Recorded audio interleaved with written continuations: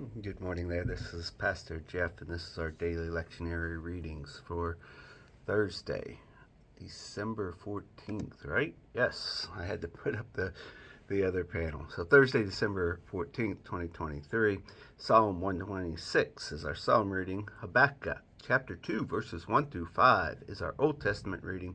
And then Philippians chapter 3, verses 7 through 11 is going to be our New Testament reading.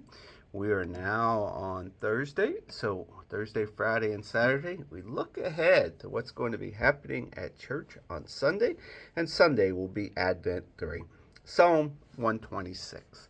I seemed like it was a dream, too good to be true, when God returned Zion's exiles. We laughed, we sang, we couldn't believe our good fortune. We were the talk of nations. God was wonderful to them. God was wonderful to us. We are one happy people. And now, God, do it again. Bring rains to our drought-stricken lives, so those who planted their crops in despair will shout yes at the harvest. So those who went off with heavy hearts will come home laughing with armloads of blessings. Our Old Testament reading comes from the book of Habakkuk, chapter 2, verses 1 through 8. What's God going to say to my questions? I'm braced for the worst. I'll climb to the lookout tower and scan the horizons. I'll wait to see what God says. Now he'll wait and answer my complaint. And then God answered, write this, write what you see. Write it out in big block letters so that it can be read on the run. The vision message is a witness, pointing to what's coming. It aches for the coming. It can hardly wait, and it doesn't lie. If it seems slow in coming, wait. It's on its way. It will come right on time. Look at that man, bloated by self-importance, full of himself, but so empty. But the person in right, standing before God, through loyal and steady believing, is fully alive, fully alive. Note well, money deceives. The arrogant rich don't last. They are more hungry for wealth than the grave is for cadavers. Like death, they always want more, but the more they get is dead bodies. There are cemeteries filled with dead nations, graveyards filled with corpses. Don't give people like this a second thought. Soon the whole world will be taunting them. What do you think you are?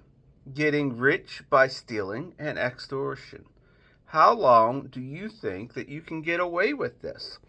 Indeed, how long before your victims wake up, stand up, and make you the victim? You've plundered nation after nation. Now you'll get a taste of your own medicine. All the survivors are out to plunder you. A payback for all your murderers and massacres. Our New Testament reading comes from the book of Philippians, chapter 3, verses 7 through 11. The very credentials these people are waving around as something special, I'm tearing up and throwing out with the trash, along with everything else I used to take credit for. And why? Because of Christ. Yes, all the things I once thought were so important are gone from my life, compared to the high privilege of knowing Christ Jesus as my master firsthand. Everything I once thought had going for me is insignificant. Dog dung. I've dumped it all in the trash so that I can embrace Christ and be embraced by Him. I didn't want some pretty inferior brand of righteousness that comes from keeping a list of rules when I could get the robust kind that comes from trusting Christ, God's righteousness. I gave up all that inferior stuff so I could know Christ personally experience his resurrection power, be a partner in his suffering, and go all the way with him to death itself.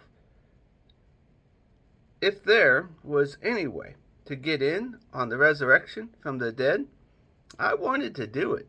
And here ends our readings for the day.